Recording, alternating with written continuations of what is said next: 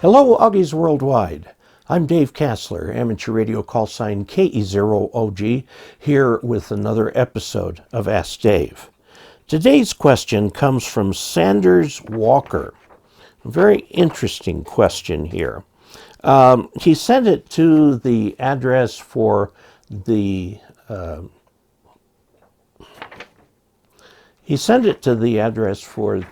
QSTS Dave column, but I think it's going to take just a little bit longer to answer, so we'll do it with this video.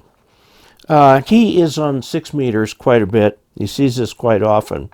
PSK Reporter will show stations north of me, working stations south of me on FT8.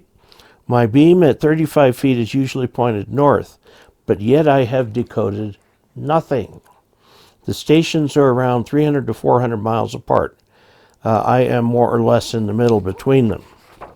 Okay, I've also observed this in other bands. The other night, 80 meters, called a station in Europe. He was quite strong at -1 dB. No answer. Multiple stations in the southeast called this station. Again, no answer. The Europe was, however, working numerous stations in the northeast. I checked PSK Reporter. It showed a dead spot, for lack of a better word, centered over the southeast. I was running 400 watts, which is way too much for FT8. You need to cut that by a factor of about 20. 20 watts would be good. In fact, during this event, I had no signal reported by PSK being reported anywhere in Europe.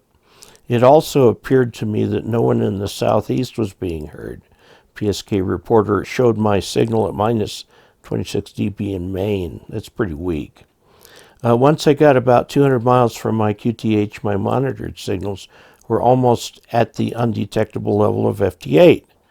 These are but two examples. I'm familiar with dead spots. I know where several are. They are also always dead. They don't come and go like my examples.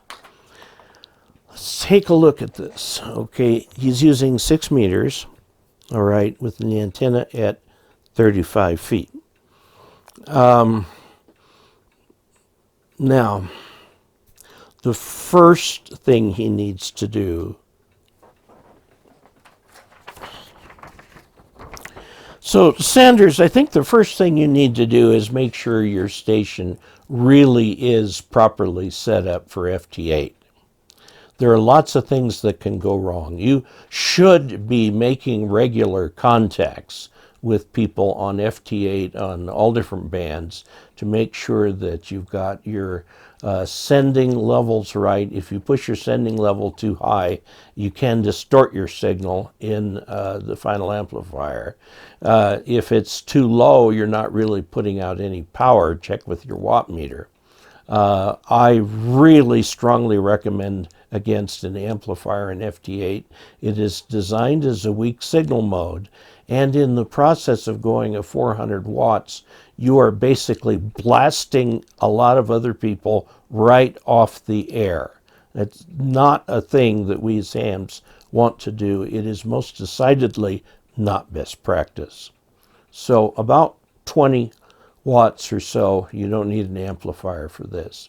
Now, having trouble getting, once you make sure by talking to friends nearby and so on that your FT8 setup actually works, you should be decoding lots of stations every time around. Let's see, that's 50313 is a good 6 meter frequency, or 27070 or something like that, 28070, that are good frequencies for FT8. To make sure your setup is correct, go down to 20 meters, try it on 20 meters. You should be decoding gobs and gobs and gobs of signals. Okay, you should be able to work others fairly easily. If you're not doing that, then you've got a problem with your setup for FT8, so it's not the antenna. But I want to talk about your antenna. Okay, so 6 meters. 6 meters. Okay, the optimum height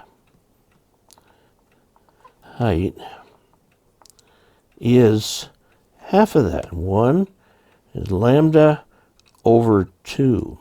And the lambda is 6 meters. Okay, that's the length of the wavelength. Lambda over 2, the optimal height for your antenna is 3 meters, which is about 10 feet. Okay? Now, if you have an antenna at 10 feet, let's look at the radiation pattern. We'll just talk a dipole at 10 feet. It should be up like this, coming down over here. And of course, you've got the same thing on the other side. You got a single lobe. Okay, this is your vertical bandwidth, and it will cover hitting the ionosphere at several different angles. Now, let's move this to 20 feet. To 20 feet, what have you got? You're going to have a higher lobe, a complete null, and a lower lobe down here. And same thing on the other side, okay? And you've got a complete null here, okay? This is for the antenna at 20 feet. Okay, you've got a deep null. All right. Now, if you put it up, and it doubles with every doubling, you get a third lobe if you go to 40 feet and so on. So what your vertical bandwidth is looking like is you've got a lobe here, and a sort of a partial lobe up here. Okay, this is 1, 2, 3. This one won't be of much consequence at your 35 feet. So that null right there, you know, if you look at the 3 dB bandwidth of these things out here, you've got a chunk. Okay, I'll be done in a minute. So you have the deep null right in here, and this could be causing you problems with what you're doing. So one way to get around that, since 6 meters doesn't need a lot of amplification, go ahead and put a 6 meter dipole, 6 meter dipole, that's only about 10 feet long, and put it up about 10 feet high. And you'll get a much wider lobe on that, and you might pick up more signals doing that. So good luck with this. I first recommend that you take a very careful look at your FT8 system look. You should be decoding lots of signals, okay? You should normally be able to work, if you call CQ, work several stations and so on. There are times, of course, on 6 meters when the band is closed, but, and there are such things as dead spots and so on and so forth. But just try it. Bring that 6 meter antenna, create a dipole for it. It's not 10 feet long. You can make it out of lamp cord. Whatever you might like to do, and try that and see how well that works in terms of making those deep null lobes go away. So there you have it. We do have a giveaway this month. Here's some information about it. Our giveaway for the month of February 2022 is this radio right here. It's marked Radioddity. And it's the GS5B.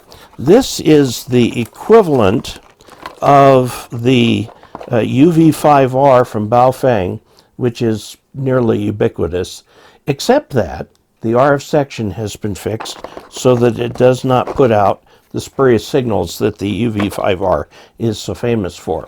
So this can be yours. To enter the giveaway, please send a postcard, QSL card, or letter with a single sheet of paper giving your name, address, call sign, and a phone number so I can get in touch with you, and send it to Dave Kassler, KE0OG, P.O. Box 98, Ridgeway, Colorado, 81432. and we'll see who walks away with that. So please subscribe, please click like, please also check out Patreon. If you'd like to help support this channel financially, you can go to dcasler.com/support. And until we next meet, 73.